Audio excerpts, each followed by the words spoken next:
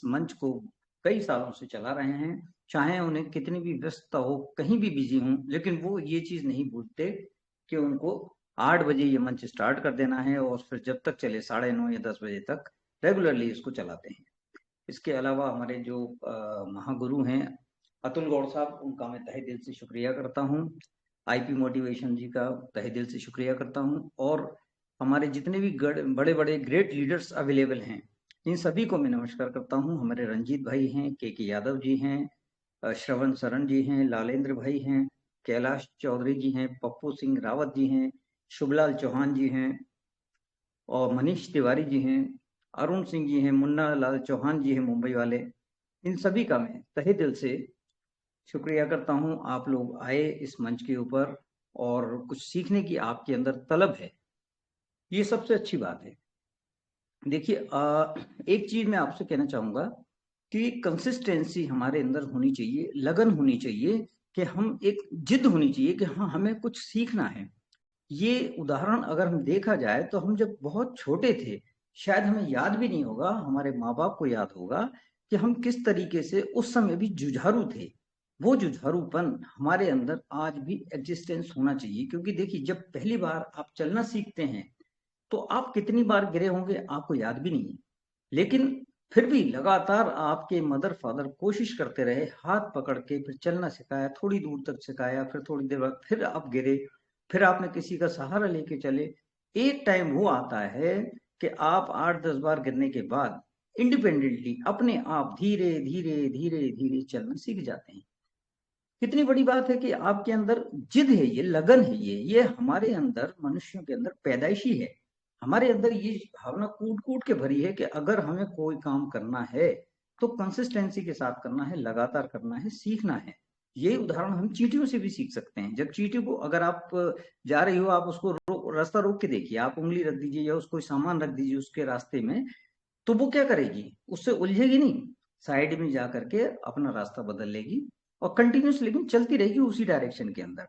ये भी बहुत ज्यादा हमें सीखने वाली, प्रेरणा मिलने वाली चीज है कि एक छोटी सी चींटी से हम ये सीख सकते हैं। देखिए, सीखना आदमी को छोड़ना नहीं चाहिए कभी भी। हर चीज को, किसी न किसी चीज को हम चाहते हैं सीखना, तो वो कंटिन्यूअसली हमें ओपन रहना चाहिए। हम चींटी से भी सीख सकते हैं कि देखिए, वो अपना रास्ता नहीं बदलती। मतलब कभी भी उससे जाना है आपने, अगर कोई भी अड़ंगा रख दिया, उसके अंदर कोई पत्थर रख दिया, कोई गिलास रख दिया या कटोरी रख दी, वो उसके साइड से होते हुए निकल जाएगी, लेकिन अपना रास्ता बनाएगी, जाना नहीं छोड़ेगी और उस डायरेक्शन में चलती चली जाएगी। इसी तरीके से हमें भी अपने लक्ष्य को निर्धारित करना है। लक्ष्य निर्धारित करने के बाद हमें उसके ऊपर कंटिन्यूअसली वर्क करते रहना है, और एक दिन वो आएगा जब हमारे सपने पूरे होंगे। सबसे पहले तो हमें अपने ड्रीम्स लिखने चाहिए कि हम क्या करना चाहते हैं, आखिर में हमारी वजह क्या है करने की, यानी जिसे कहना चाहिए हमारा वाई क्लियर होना चाहिए कि हम क्यों करना चाहते हैं। और उसके बाद जब आप उसको नोट डाउन करके रखते हैं और उसके अंदर एक डेट डाल देते हैं, तो सारी कायनात जो होती है वो भी उस चीज को पूरा करने के लिए जुट जाती है, जब आप उसको दिल से करना शुरू करते हैं। क्योंकि देखिए, इस चीज में बहुत पावर होती है। लोग सोचते हैं साहब इसमें लिखने की क्या जरूरत है, मुझे पता तो है, मुझे गाड़ी लेनी है, मुझे घर खरीदना है, मुझे ये करना है, मुझे मतलब एक्टिवा लेनी, कुछ भी चीज है आपने सोच के रखा, लेकिन वो चीज आपके माइंड में है। जब तक वो चीज आपके माइंड में रहेगी, तब तक के वो सक्सेस होने के उतने ही ज्यादा कम चांसेस हैं जितने की जब तक कि वो आप उसको पेपर पे नहीं उतारते। क्योंकि जब आप उसको पेपर में उतार लेते हैं तो उसका एक पिक्चर फॉर्मेट आ जाता है आपके सामने। आप कोई फोटो लगा सकते हैं, घर की फोटो लगा सकते हैं, एक्टिवा की, गाड़ी की, या आप फोर व्हीलर लेना चाहते हैं जो भी, उसकी आप फोटो लगाइए। आप उसको प्रतिदिन देखिए कि हाँ, मैं ये चीज अर्न करना चाहता हूँ, और डेट लिखिए। और अगर हो सके तो दीवार के ऊपर आप पोस्टर लगा दीजिए जो अपनी सबसे फेवरेट चीज आप लेना चाहते हैं, और उसके नीचे डेट लिख दीजिए, और कंटिन्यूअसली आप उसको देखते रहिए। जब आप उसको देखेंगे, आपके सबकॉन्शियस माइंड में वो चीज बैठ जाएगी, और आपको लगेगा कि हाँ, ये चीज मैं एक दिन हासिल कर सकता हूँ। और जब आप इस तरीके से प्रतिदिन सोचते हैं और उस चीज को ग्रैस्प करते हैं, अपने माइंड में लेते हैं, जब आपके वो सबकॉन्शियस माइंड में चली जाती है, तो एक दिन वो आता है जब आप उसको हासिल भी कर पाते हैं। तो हमारा जो रोबो फॉर्चून प्रोग्राम है, ये किस तरह से वर्क करता है, अभी मैं आपको डिटेल में बताऊंगा इसके बारे में। लेकिन आप ये देखिए कि इसमें कितना छोटा सा इन्वेस्टमेंट है, यानी सब्सक्रिप्शन प्लान है, ये बहुत छोटी सी रकम से आप स्टार्ट कर सकते हैं।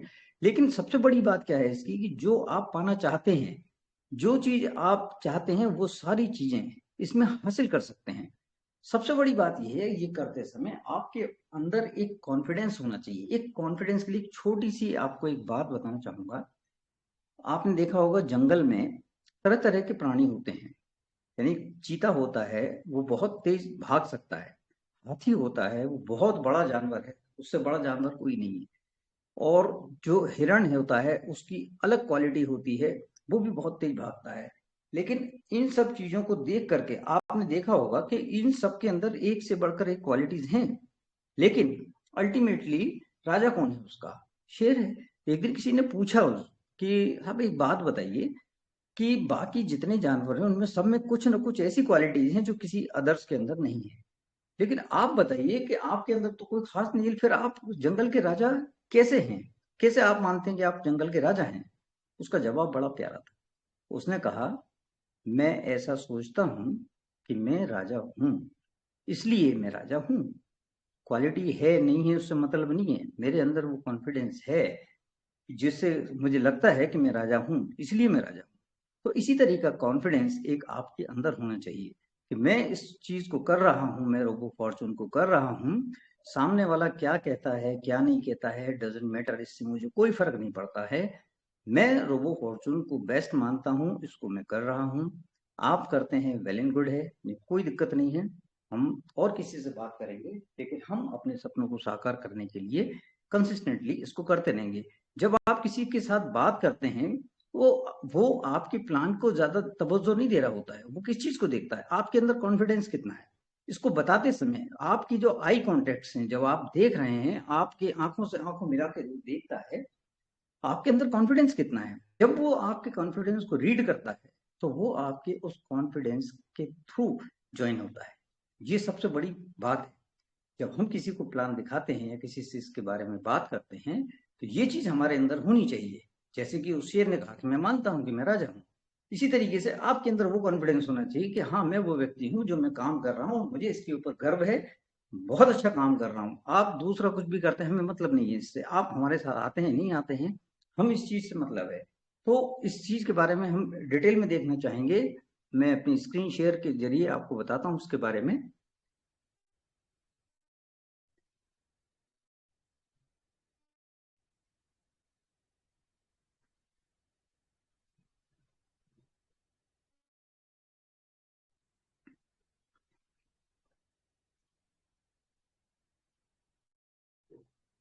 पप्पू जी, मेरी स्क्रीन शेयर हो रही है? आवाज आ रही है मेरी? यस यस, यस अति सर, सुंदर ही कंटिन्यू। सर, अति ओके सुंदर। Okay, thank you Pappu ji.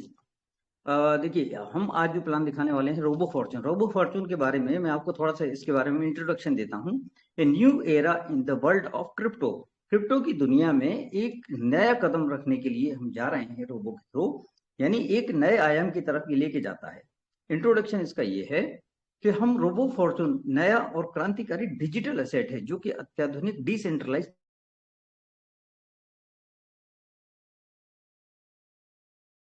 अपने यूजर्स को ज्यादा से ज्यादा इनकम और कई तरह के रिवार्ड्स देने के लिए उन्हें सशक्त बनाता है। यह पहल सफल European business mister Richard Wilson द्वारा शुरू की गई है, जो कि इनोवेशन के प्रति अपनी प्रतिबद्धता के लिए प्रसिद्ध है। शीर्ष प्रभाव के कारण साझेदारी करके कंपनी को रोबो फॉर्चून में लाखों संभावित उपभोक्ताओं और निवेशकों तक पहुंचाने की योजना बना रहे हैं। वो ऑलरेडी इसके अंदर 3% के अंदर हैं। जब वो 3% के अंदर हैं और आपको प्रोग्राम दिखा रहे हैं, तो वो चाहते हैं कि आप भी उस 3% की कैटेगरी में आए जहां पर कि वो अवेलेबल हैं। अब इसके हम कुछ फीचर्स के बारे में चर्चा करेंगे। जो सेंट्रलाइज और डिसेंट्रलाइज, ये दोनों सिस्टम आपने जरूर किसी न किसी से सुने होंगे, लेकिन हो सकता है कि इसके बारे में आपको क्लैरिटी ना हो कि सेंट्रलाइज सिस्टम क्या होता है और डिसेंट्रलाइज क्या होता है। इसको हम चार पहलुओं के ऊपर, इसके जो चार फीचर्स हैं उसके ऊपर डिस्कस करेंगे। कंट्रोल, कंट्रोल किस किस का रहता है? अब जैसे सेंट्रलाइज सिस्टम है, तो इसके ऊपर कोई ना कोई अथॉरिटी होती है जो कि इसको हैंडल करती है, नियंत्रित किया जाता है सेंट्रलाइज में। और डिसेंट्रलाइज में क्या होता है? किसी केंद्रीय प्राधिकरण द्वारा नियंत्रित नहीं किया जाता है। अब उदाहरण देके बताता हूँ। सेंट्रलाइज मतलब क्या होता है? जैसे कि हमारा बैंक है, बैंकिंग सिस्टम जो है ये किसी न किसी के द्वारा संचालित किया जाता है, कोई ना कोई इसको कंट्रोल करता है, कोई पावर होती है जो इसको कंट्रोल करती है, जो अगर चाहे तो ऑपरेट करने से आपको कभी भी मना कर सकती है, आपको ब्लॉक कर सकती है। डिसेंट्रलाइज में ऐसा कुछ नहीं होता। डिसेंट्रलाइज में जितने होल्डर्स होते हैं वो सारे के सारे उसके ओनर होते हैं, और वहां पर आप जैसे पैनकेक स्वेप के ऊपर जाते हैं, वहां पर आप किसी भी चीज को, टोकन को आप एक टोकन से दूसरे में कन्वर्ट कर सकते हैं। अपना वॉलेट को कनेक्ट करेंगे, वेबसाइट ओपन करेंगे, और वहां से कनेक्ट करके आप किसी भी दूसरे टोकन में कन्वर्ट कर सकते हैं। इसके लिए आपको किसी से परमिशन लेने की जरूरत नहीं है, कि ऐसा नहीं है कि आपके ट्रांजेक्शन को कोई और अप्रूव करेगा, वहीं से वहीं हो जाएगा। सिर्फ उसके अंदर माइनर से फीस लगती है, वो उसकी फीस आपके पास होनी चाहिए और आपका ट्रांजेक्शन कंप्लीट हो जाता है। अब ट्रांसपेरेंसी, सेकंड पॉइंट के ऊपर हम चर्चा करेंगे। अक्सर पारदर्शिता की कमी होती है सेंट्रलाइज सिस्टम में, क्योंकि उसके अंदर ये नहीं पता होता कि कितने यूजर्स हैं, कहाँ से ये ऑपरेट होता है, क्या है, विश्वसनीयता उसके ऊपर इतनी नहीं रहती। क्योंकि देखिए, अब जितना भी बड़ा भी अगर बैंक भी होगा, तो अगर आप सोचते हैं कि वो हमारे लिए 100% सेफ है, तो आप भूल कर रहे हैं। अगर आप बैंक में लाखों रुपए जमा करते भी हैं, तो आपको पता है कि अगर वो मान लीजिए कुछ समय के बाद बैंक दिवालिया हो जाता है और वो बंद होने की कगार पे आता है, तो आपको रिटर्न कितना मिलने वाला है पता है? मुझे नहीं लगता कि सभी लोगों को इसके बारे में प्रॉपर जानकारी होगी। मैं आपको बताता हूँ, अगर आपने उसमें 1 करोड़ रुपए भी जमा कर रखे हैं और अगर वो बैंक दिवालिया होता है, तो वो रिटर्न बैक आपको सिर्फ 5 लाख रुपए ही देगा, क्योंकि उनकी पॉलिसी होती है। और ये पॉलिसी कब वो लोग साइन कराते हैं? जब आप उनका खाता खुलवाने जाते हैं, जब आप इंट्रोडक्शन देते हैं, तो वो आपको 2 पेपर देते हैं, 4 पेपर, उसके ऊपर 50 जगह साइन करवाते हैं, छोटे छोटे छोटे छोटे। यहाँ साइन करिए, वहां साइन करिए, वहां साइन करिए। उनमें ये लिखा रहता है कि अगर किसी वजह से ये सिस्टम बंद होता है, तो हम आपको ज्यादा से ज्यादा 5 लाख देंगे, आपके खाते में कितने भी उससे हमें मतलब नहीं है। इस तरह की चीजें होती हैं जो कि हमसे छुपाई जाती हैं, हमें नहीं पता रहता है। अब ये होता है सेंट्रलाइज के अंदर। अब डिसेंट्रलाइज में क्या होता है? उच्च पारदर्शिता रहती है, यानी जो कुछ है आपके सामने दिख रहा है। अगर किसी ब्लॉकचेन के अंदर आप टोकन के ऊपर काम कर रहे हैं, तो वहां पर आपको दिख जाएगा कि इसके अंदर कितने टोकन होल्डर्स हैं, कितने लोग इसके अंदर अवेलेबल हैं, इसकी क्वांटिटी कितनी है, इसकी सर्कुलेटिंग सप्लाई कितनी है, इसकी टोटल सप्लाई कितनी है। ये सारी चीजें आपके पास ब्लॉकचेन के थ्रू अवेलेबल रहती हैं। तो ये बहुत बेहतरीन चीज होती है जो डिसेंट्रलाइज है। हमारा जो रोबो फॉर्चून है वो डिसेंट्रलाइज के ऊपर ही काम करता है। अब सिक्योरिटी पे आ जाइए। सिक्योरिटी में सेंट्रलाइज में क्या होता है कि केंद्रीय प्राधिकरण पर हैकिंग, धोखाधड़ी और डेटा उल्लंघन के प्रति संवेदनशील होती है। यानी कि आपका जो डाटा है वो बैंकों के पास रहता है। वो अगर चाहें तो उसको सेल भी कर सकते हैं अपने फायदे के लिए, किसी दूसरी कंपनी को दे दिया, एडवर्टाइजमेंट एजेंसी को दे दिया। ऐसा कुछ लोग करते भी हैं, पैसे ले दे के आपके डाटा को दिया जाता है, इधर से उधर कर दिया जाता है। यही वजह होती है, कभी आप देखते हैं गूगल पे कोई चीज, आप प्रोग्राम देख रहे होते हैं, कहीं सर्च करते हैं कि फलाने प्रोडक्ट के बारे में, और थोड़ी देर बाद देखते हैं तो उसी से रिलेटेड आपके पास में एक पॉपअप आ जाता है, ये चीज यहाँ से इतने की मिल रही है। अब आप सोचते हैं मैंने तो सर्च किया था खाली, ये कहाँ से आ गया? तो वो लोग डाटा मेंटेन करते हैं, डाटा शेयर करते हैं आपका। आपको नहीं पता आपकी सिक्योरिटी कितनी खतरे में रहती है। ये चीज होती है सेंट्रलाइज के अंदर। और डिसेंट्रलाइज में क्या है, ये सिस्टम ज्यादा सुरक्षित है, क्योंकि इसके अंदर विफल होने का कोई मौका नहीं रहता। और जो स्टोरेज इनक्रिप्टेड होता है, यानी अगर वो है भी तो इनक्रिप्टेड है, कोई किसी को पता नहीं लगा सकता ये किसका है किसका नहीं है। एक्सेस के ऊपर आते हैं अपन सेंट्रलाइज सिस्टम में। सेंट्रल सिस्टम को एक सेंट्रल अथॉरिटी द्वारा प्रतिबंधित किया जा सकता है, कर सकता है। जैसे बैंक है आपके चल रहे हैं, अगर कोई दिक्कत परेशानी आती है तो हेडक्वार्टर जो इसका मुंबई ऑफिस है वो बंद कर सकता है जब मर्जी चाहे। कभी कभी देखा होगा आपने, बारिश के टाइम पे एटीएम काम नहीं करते हैं। क्यों नहीं करते हैं? क्योंकि उनका सर्वर खराब हो जाता है, सेंट्रलाइज सिस्टम खराब हो जाता है वहां का, इसलिए वो बंद कर जाता है। जब तक वो चालू नहीं होता तब तक आप एटीएम से पैसे नहीं निकाल पाते। लेकिन ओपन एक्सेस में ऐसा कुछ भी नहीं है। आप उपयोगकर्ता बिना किसी केंद्रीय अथॉरिटी के आप कभी भी जब मर्जी चाहें अपने वॉलेट को कनेक्ट करेंगे, और आप उसको सेल कर सकते हैं, बाय कर सकते हैं, कुछ भी कर सकते हैं। तो ये फायदे हैं सेंट्रलाइज के। डिसेंट्रलाइज के फायदे हैं सेंट्रलाइज के ऊपर। तो ये चीजें आपको समझना जरूरी है। हमारा जो रोबो फॉर्चून काम कर रहा है डिसेंट्रलाइज के ऊपर ही वर्क कर रहा है। अब आगे आते हैं कि ये शुरुआत कहाँ से होती है इसकी। इसकी शुरुआत होती है मात्र $40 के सब्सक्रिप्शन से। मात्र $40 का सब्सक्रिप्शन आपको देना है, ओनली वन टाइम। $40 देने के बाद में आपको जो इनकम होती है वो 4 तरह की होती है: direct referral income, team performance income, global community support income, royalty income. Direct referral क्या होती है? सीधी सीधी जैसे आपने किसी को ज्वाइन करवाया तो आपको 40% का रिवार्ड मिलता है। यानी कि अगर INR में बात करें 3700 रुपए से आप ज्वाइन कराते हैं तो 1500 रुपए आपको इमीडिएटली विद इन सेकेंड्स आपके वॉलेट के अंदर आ जाते हैं। और डायरेक्ट रेफरल इनकम वो कमाई होती है जो अपलाइन सदस्य के ऊपर जाती है। यानी आपने किसी को ज्वाइन कराया तो आपके अपलाइन के ऊपर 40% यानी कि $16 इमीडिएटली पहुंच जाएंगे। टीम परफॉर्मेंस बोनस ये क्या होता है, इसके बारे में देखते हैं। आप फर्स्ट लेवल पर जब लोगों को ज्वाइन कराते हैं, मान लीजिए 4 लोगों को आपने ज्वाइन कराया, तो आपका टीम साइज कितना हुआ 4, और टोटल इनकम कितनी होती है आपकी $4 की। यानी जितने लोगों को आप ज्वाइन कराएंगे उतने डॉलर आपकी इनकम मिल जाएगी। सेकंड लेवल पे आप आते हैं 16, यानी उन चारों के आपने 4 लोगों को और एसोसिएट करवाया, टोटल हो गए 16, तो आपको टोटल इनकम कितनी मिलती है $16। ऐसे ही थर्ड लेवल पर 64 होते हैं, वहां $64 मिलते हैं। फोर्थ लेवल के ऊपर 256 होते हैं, $256 मिलते हैं।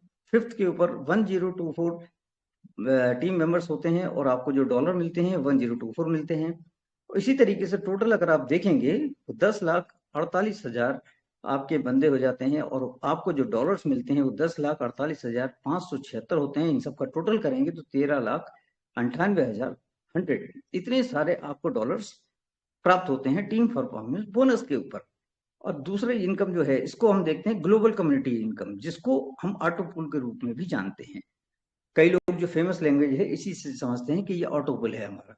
अब इसमें देखिए क्या होता है, जब लेवल 1 के ऊपर आपका टीम साइज 4 का हो जाता है तो टोटल इनकम आपको ऑटोपुल कितने का मिलता है 5 का मिलता है। इसमें आपको कोई एक्स्ट्रा कुछ भी करने की जरूरत नहीं, अपने आप मिल जाता है। लेवल 2 पर आप आते हैं, यहाँ पर आपके 16 बंदे होते हैं, यानी 4 के और आपने 4 किए होते हैं कंप्लीट, तब आपका टीम साइज 16 हो जाता है और टोटल आपकी इनकम कितनी होती है $19 की। इसमें भी कोई कंफर्मेशन नहीं, कोई क्वालिफिकेशन नहीं है, डायरेक्ट आपको मिल जाता है। थर्ड लेवल पे हम आते हैं 16 के बाद में, जब 16 के 4 करवाते हैं तो 64 होते हैं 64। इसमें आपको टोटल इनकम कितनी मिलती है $77। इसके अंदर भी कोई क्राइटेरिया नहीं है, ऑटोमेटिकली आपको मिल जाएगा। अब लेवल 4 की बात आती है, यहाँ पर 256 आपकी टीम साइज हो जाती है और आपको जो डॉलर्स मिलते हैं वो $205 मिलते हैं। अब इसके अंदर क्राइटेरिया आ जाता है कि $50 के साथ में अपग्रेड करता है सिस्टम और 4 आपकी न्यू आईडी सिस्टम के अंदर जोड़ देता है। यानी कुछ लोगों को ये लगता है कि साहब मैं आपके साथ एसोसिएट तो हो जाता हूँ, कुछ लोगों के ऐसे रिप्लाई भी आते हैं, प्रैक्टिकली फील्ड में काम करते हैं, कहते हैं हम जुड़ जाएंगे लेकिन हम किसी को जोड़ नहीं पाएंगे, हम किसी को ऐड नहीं कर पाएंगे, हम किसी को बता नहीं पाएंगे। कोई मसला नहीं है, आप आइए ज्वाइन कीजिए और आप देखिए कि किस तरह से वर्क करता है। तो जब आपको फोर्थ ऑटोपुल मिलता है, आपको $50 के साथ में 4 बंदे आपके इस बिहाफ पे सिस्टम खुद ही ऐड कर देता है। ये इसकी इतनी बड़ी खूबी है कि जो इस प्लान के अलावा और कहीं भी आपको देखने को नहीं मिलेगी। फिफ्थ लेवल पर आप आते हैं तो 1024 आपकी टीम साइज हो जाता है और आपको टोटल इनकम मिलती है कितनी $819 की। अब इसमें क्या होता है कि $200 के साथ में अपग्रेड किया जाता है सिस्टम और 16 नई आइडिया सिस्टम आपके नीचे लगा देता है, जिससे कि ऊपर वाले जो हैं उनको ऑटोपुल मिलता है। अब आपने तो कुछ नहीं किया लेकिन सिस्टम ऑटोमेटिकली काम कर रहा है। लेवल 6 के ऊपर आप 4096 टोटल आपका टीम साइज हो जाता है और आपको ऑटोपुल कितना मिलता है $3277 का। इसमें $600 आपके अपग्रेड में जाते हैं और 48 नई आईडी सिस्टम कम्युनिटी के साथ में जोड़ देता है।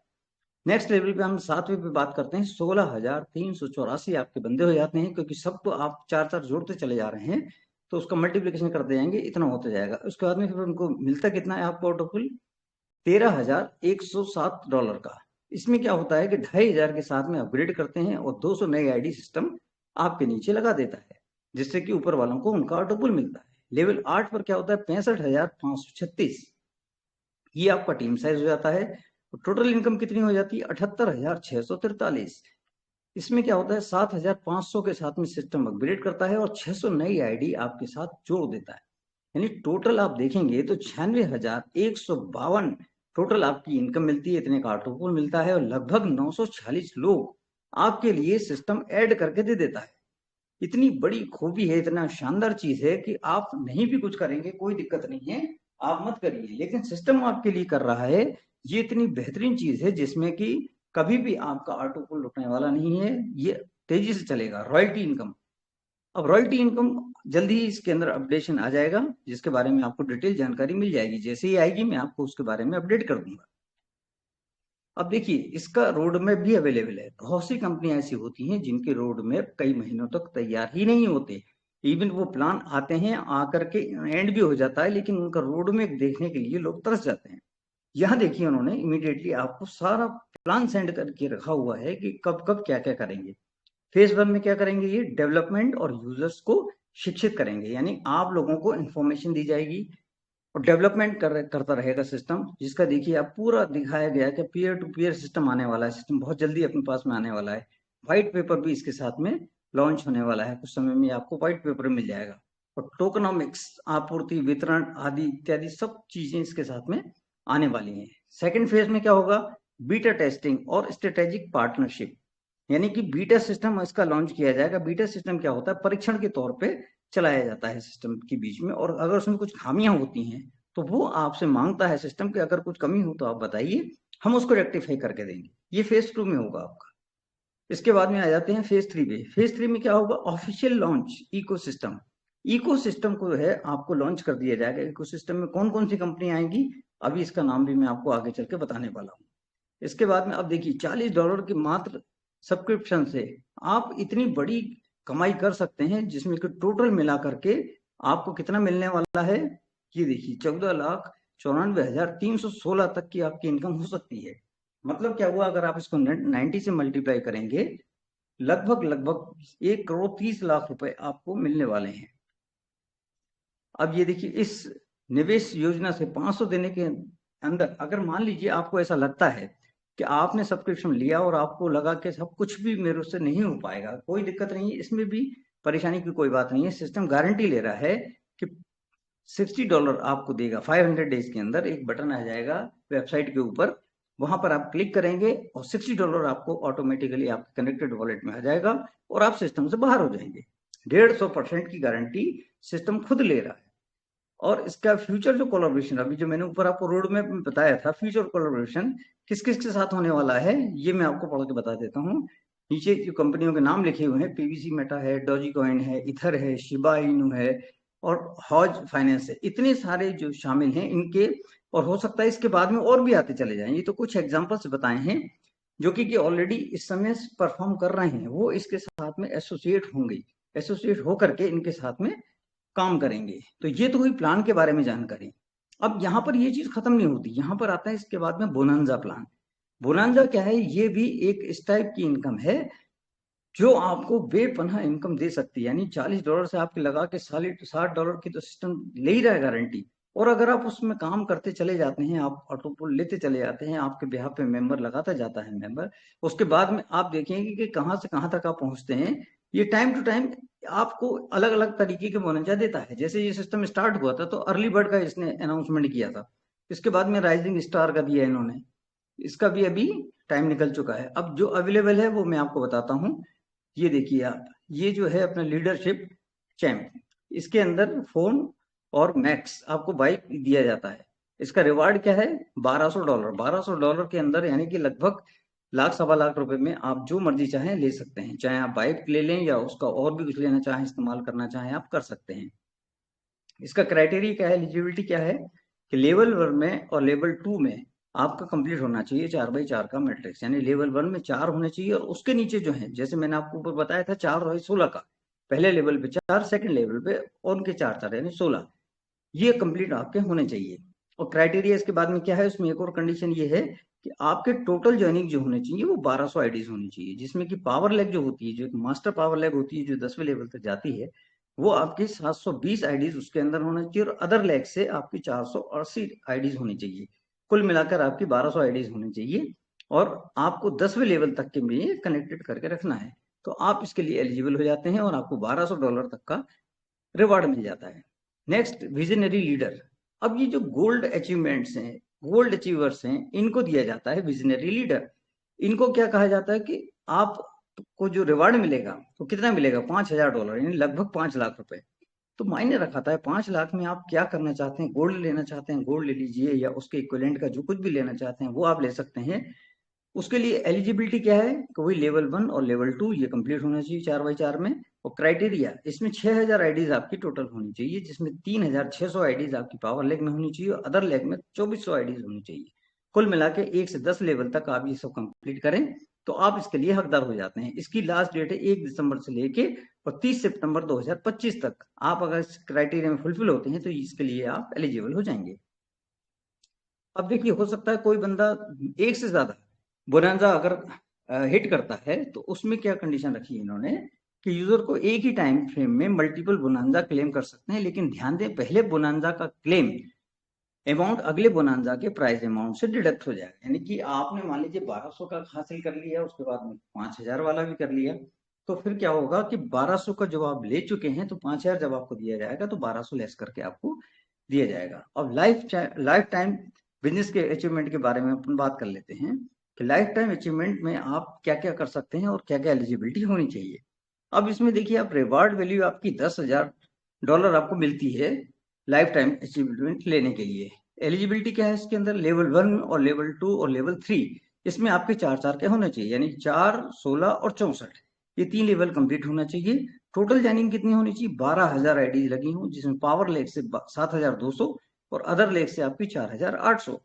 1 से लेकर 10 लेवल के अंदर अंदर आपको ये कंप्लीट करनी है, और इसके लिए टाइम फ्रेम कोई भी नहीं है, आप जब मर्जी चाहें जब आप कर सकते हैं। ये लाइफ टाइम बोनांजा इसलिए कहलाता है, ये लाइफ के किसी भी कोने में आप इस क्राइटेरिया को फुलफिल कर लेंगे, ये चीज आपको मिल जाएगी।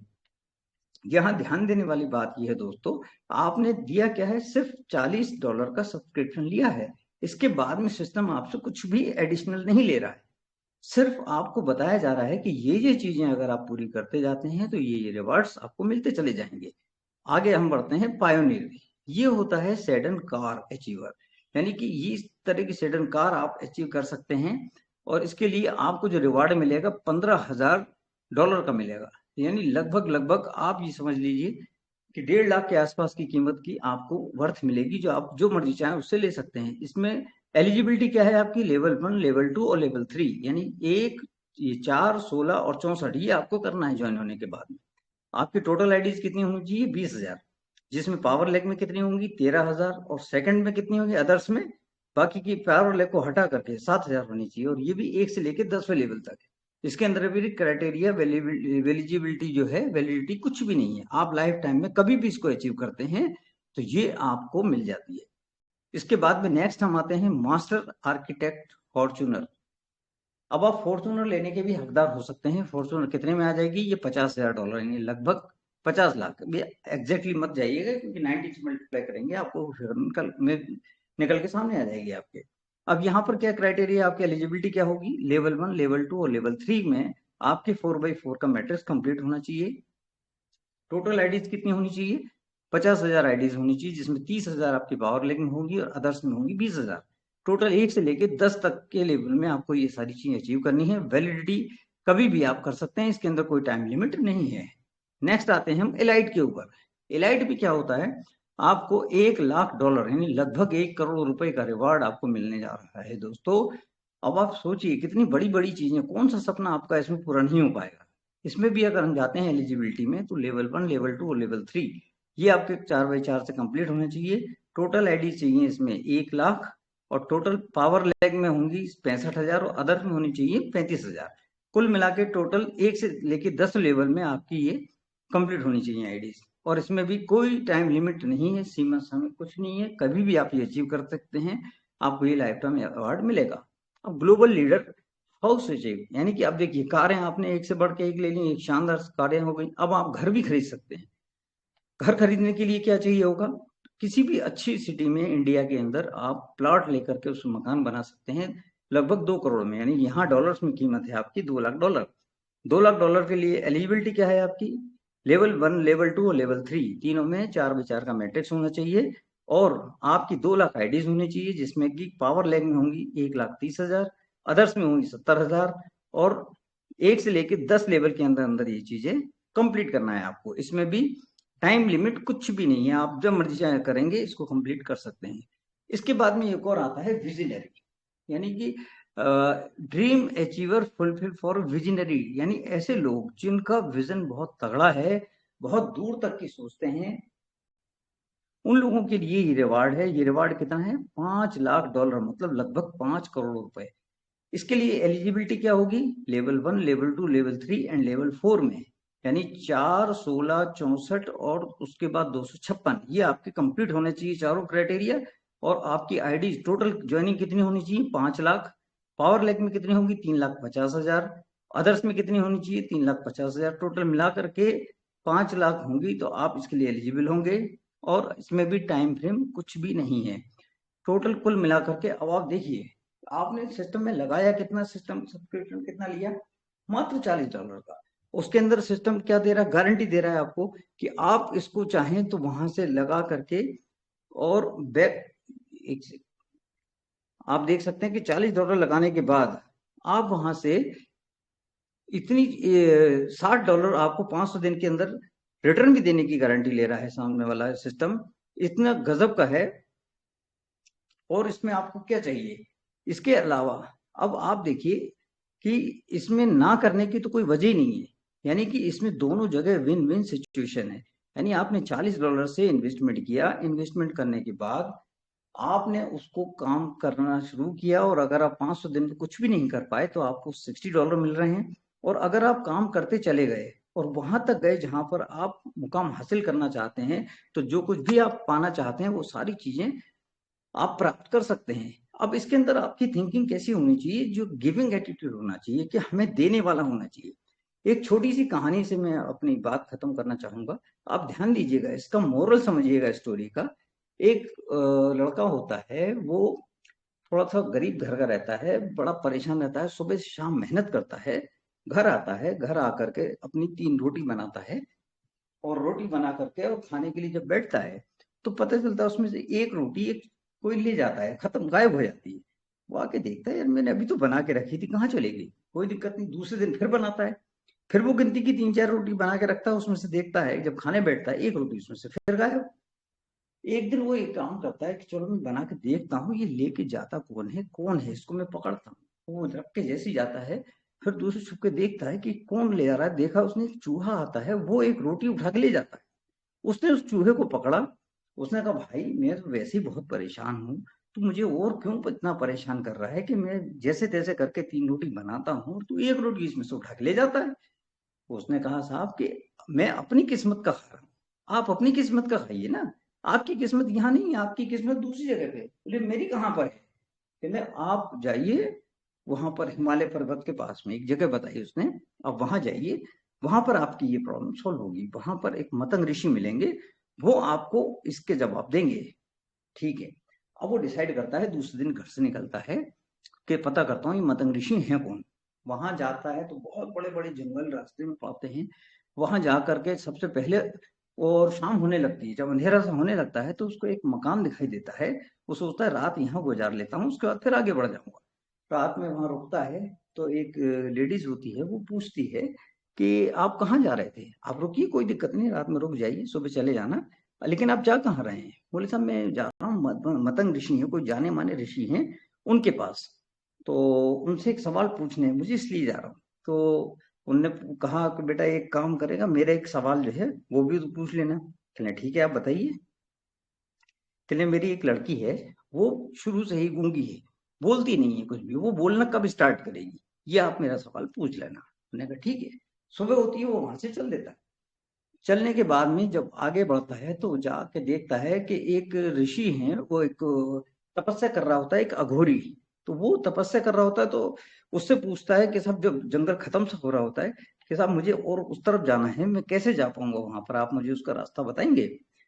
तो कहता है कि आपको जाना कहाँ है? बोले, मुझे जाना है मतंग ऋषि के पास में। बोले, ठीक है, तो आप एक काम कीजिए। उसने अपनी विद्या के थ्रू उसको वो एक ही जगह पहुंचा दिया, लेकिन उससे ये कहा कि मेरे एक सवाल का जवाब लेके आना, कि मैं इतने सालों से तपस्या कर रहा हूँ, इस तपस्या का मुझे फल कब मिलेगा, इसका रिवार्ड कब मिलेगा मुझे? कहना, ठीक है, मैं आपसे पूछ के आऊंगा उनसे। वो अपने शक्तियों से एक वहां तक पहुंचा देता है। उसके बीच में, वो मतंग ऋषि के बीच में अब सिर्फ एक नदी रह जाती है। नदी के पास जाता है तो अब वहां पर उसको एक कछुआ दिखाई देता है। कछुए से बोलता है वो कि भाई आप एक काम करो, मेरी थोड़ी हेल्प कर दो, मुझे नदी पार करा दो। कहले, आपको कहाँ जाना है? बोले, मुझे मतंग ऋषि के पास जाना है, वो उनसे सवाल पूछना है कुछ। कहले, ठीक है, मेरा भी एक सवाल पूछ लेना उनसे। बोले, आपका क्या सवाल है? कहने, मैं 5,000 साल से इस नदी के अंदर हूँ, और मैं ड्रैगन बन सकता हूँ, लेकिन मैं ड्रैगन बन नहीं पा रहा हूँ, मैं कब बन पाऊंगा, ये आप उनसे सवाल पूछ लेना। ठीक है, वो उसकी पीठ पे बैठ जाता है, वो नदी पार करा देते हैं।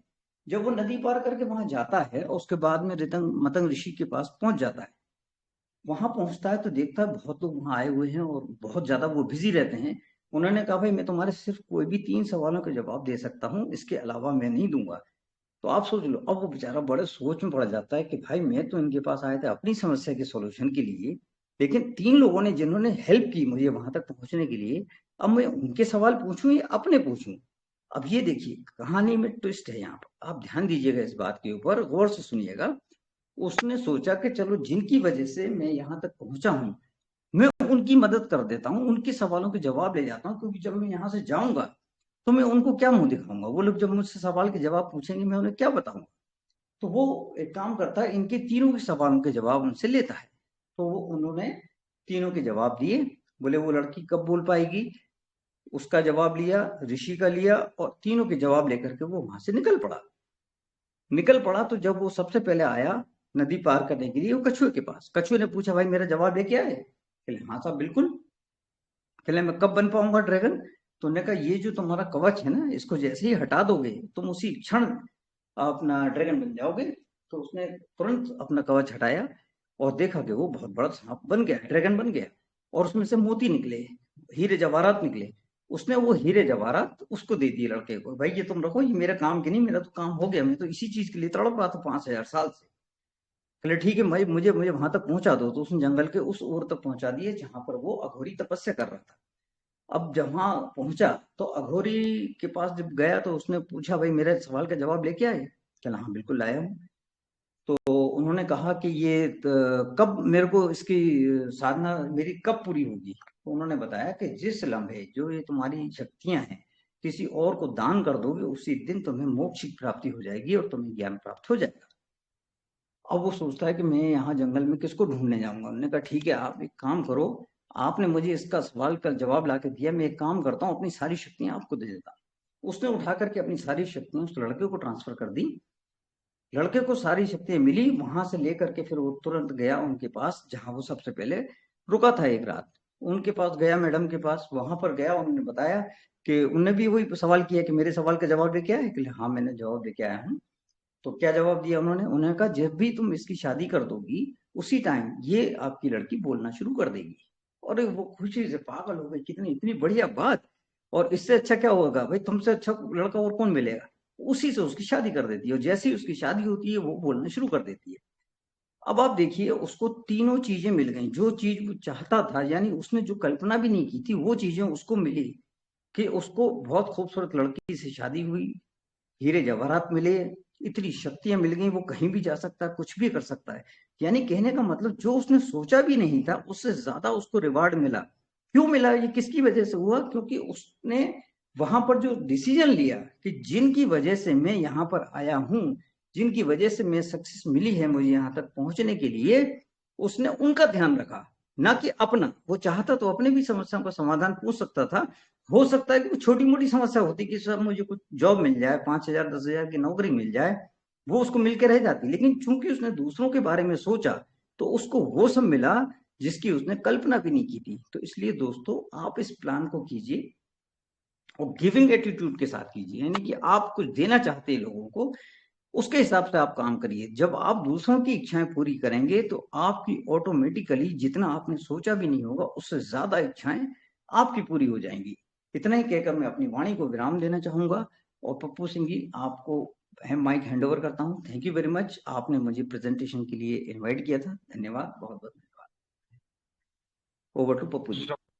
बहुत जबरदस्त, बहुत बढ़िया, बहुत शानदार। धन्यवाद।